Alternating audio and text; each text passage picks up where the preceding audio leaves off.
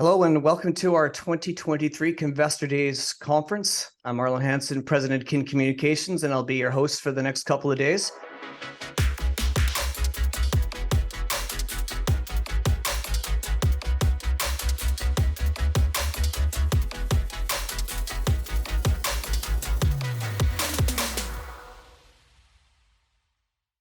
Is most of the drilling at Tonopah exploration drilling? Are you really trying to see where that blue sky is right now, or are you definition?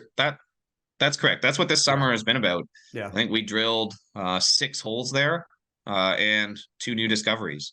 That's pretty good. And you know what? I'm out there at the property, and I think to myself, I go and stand on these targets and prospect around them, and I look back and I can literally see the mines of the Tonopah Mining District, and we're right along strike from them. You know, it's kind of like, okay, yeah, game on.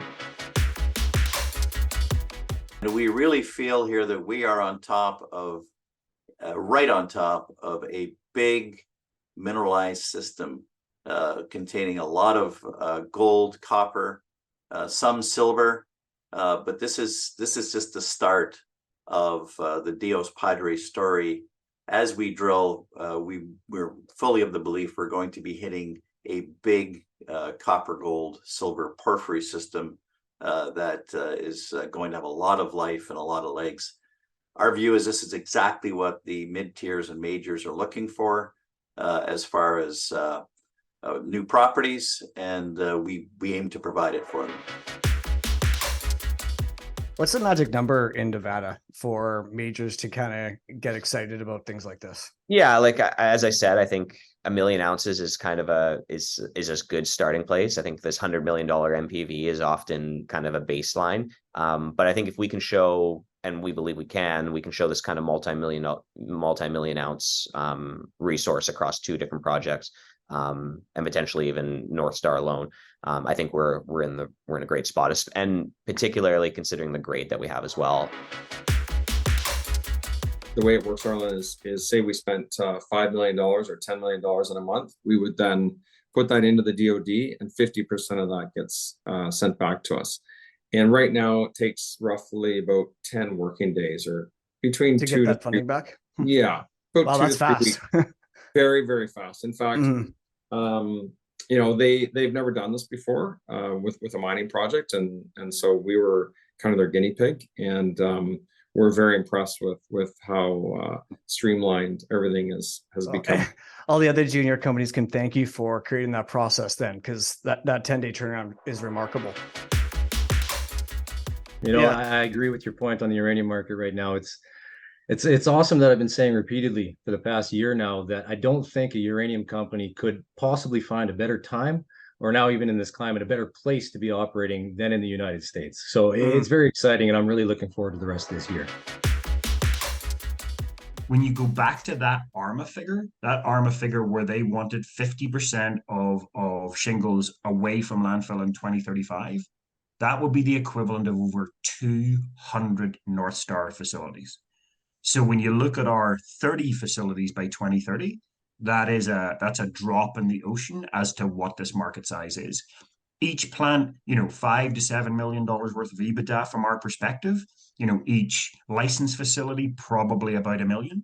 And so if you think about blue sky of, you know, 19 or 18 of our sites times 5 to 7, and then the other 13 at $1 million straight to the bottom line from licensing. That's the upside that we got. From our perspective, and that's a passion that drives everyone here, is we know we're developing a technology that is going to provide safety and security. And, you know, it's unfortunate, you know, as we started to talk about, it's at places we go every day, you know, in public, you know, areas. So I do think it's driven by the safety perspective and the security and detection, but at the same time, understanding kind of the other human factors that go along with it. We become extremely valuable, not only to Ozempic, but to Ozempic's competitor. So when a competitor comes out, or a biosimilar, one goes to the pharmacist and says, you know, or one goes to the doctor and says, you know, I want to go on Ozempic. And then you go to the pharmacist, and the pharmacist says, well, you know, do you want the brand name or do you want the generic? Well, what's the difference? Well, the brand name's by a needle, the generic is needle free, and we become the differentiator. So suddenly we become extremely valuable, not to Ozempic, but to Ozempic's competitor, because that's the only thing that differentiates one from the other. Does it matter what kind of electric vehicle you have if you want to use your system? Like if it's a Tesla, or do all these cars have the same plug-in system? No, that's a great question. So in Europe, yes, they do. And in North America, no, they don't. So Tesla has a proprietary connector, but our chargers work with Tesla connectors, and I drive a Tesla and I use our charger every day, pretty much, or every couple of days, and it works fine with that. What's happening over time is most of the OEMs, like Ford and GM and Lucid and others, are all adopting this North American charging standard, which is a great standard, but that'll take time for that to happen. They got the medical reimbursement for medical cannabis before it got a DIN. And you keep saying DIN, it's a drug identification number, which means your drug was approved. Like cannabis still medically does not have a DIN, yet they've got $330 million of reimbursements. Wow. So we are looking to replicate that exact model using psilocybin through the SAP program until a medical access program comes about or a drug approval happens.